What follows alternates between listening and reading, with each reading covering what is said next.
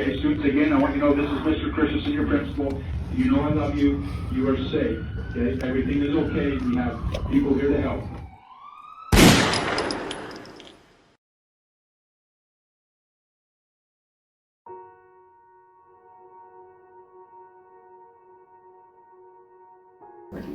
If you could describe the lockdown in one word, what would it be? That's kind of tough. There's a few words, but surreal. Terrifying. I wish I could narrow it down to just one word, but there's 3 words that come to mind for me. The first one is helpless, the second one is scary, and the third one is angry. Surreal. Surreal? Surreal. What was your experience starting from beginning of second period? So my second period is my chemistry class, and it was a normal day. We had some worksheet that we were doing. We all finished it early, and I decided that in my spare time I was just gonna watch some Minecraft videos on my Chromebook, because that's sometimes what I do. But we heard sirens outside of the choir room. They're just right at, like, the front was right over there. I mean, heard them, they didn't really go away. About 9:30, the PA comes on, and all of a sudden I hear, "This is a lockdown situation. Please enact protocol immediately." And I'm like, well, okay. So lights go off, and we all go in the corner, and we're just kind of sitting ducks there for a little bit. I just walked over and shut my door and didn't know if it was real or not for a little bit, but... And I was like, run to the door. I locked it as fast as I could. It's terrifying because I could hear screaming down the hallway. And then I had all the kids get into the practice rooms that were here, and everyone was like, what the heck's going on? And I was like, I don't even know what's going on. Tried to get on the teacher chat to see what was going down, and people said there was like something happening in the D building, and then everyone just started getting all kinds of rumors, and it was just kind of crazy for about an hour of just not knowing what's going on, not knowing if it was real. We were just kind of sitting here. I definitely like went in my own practice room and cried, because I'm be honest, I was pretty shaken up after all of that. When Jacob texted me and he said the school's in lockdown, and I thought, okay, we've had lockdown drills before, but then he proceeds to tell me that they had put up the tables and they were hiding behind the tables like a parrot gate.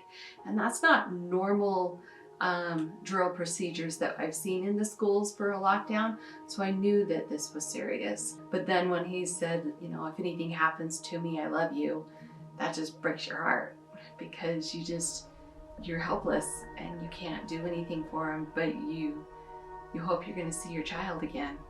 Then suddenly we hear some voices outside after about 10 minutes of sitting in there. And at first I thought it might have just been the principal, but then the voices started getting more assertive. Suddenly the door just busts open and a man with a gun comes walking in, and don't worry, it's not the shooter. It's actually a SWAT team guy.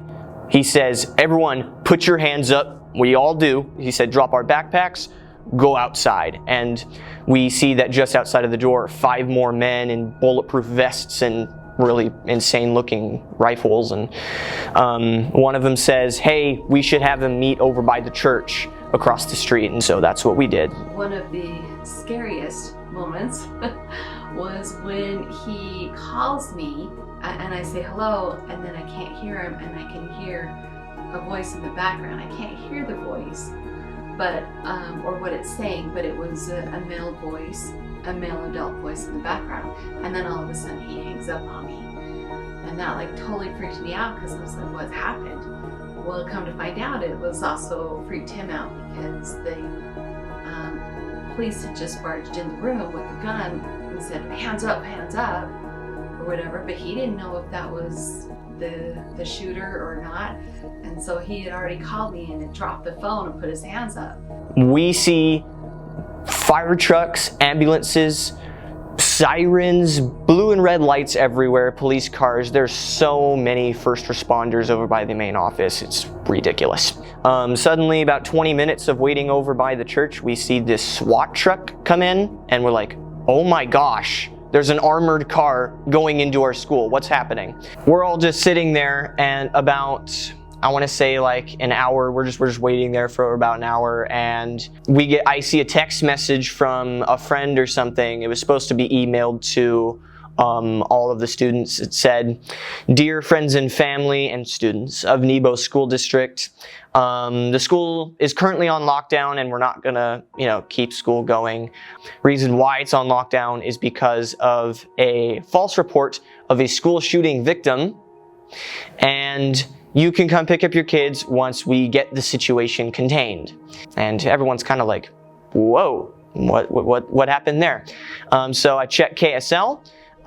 Turns out this wasn't just our school. This was all over the county, the state, and some places all across the country. We have a police officer come, and they said, all the students, we're going to take you over to the football field just to take roll. And it was from there that I decided to start shooting. Start recording some I'll do that line again. This could be a blooper reel, One sec. Decided to start shooting. Oh my gosh. You make it worse. Okay, I'm sorry, okay. It was from that point that I decided to start recording some footage with my phone. And we're just walking through the school, and it looks like a battle zone. Everything is just, there's police officers everywhere.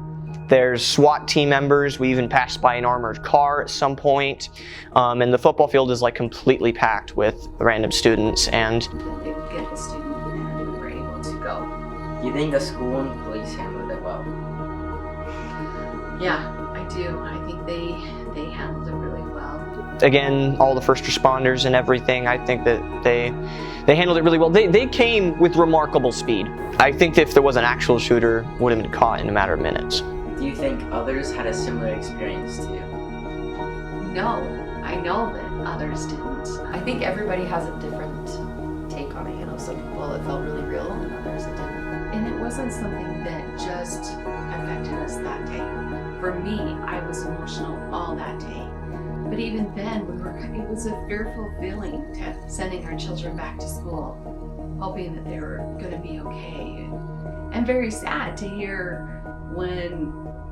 my child say, well, I'm in school for 12 years, it's bound to happen at some time. That should not be the case. Our children should not feel like they're expected to have a lockdown with an active shooter. Definitely not okay.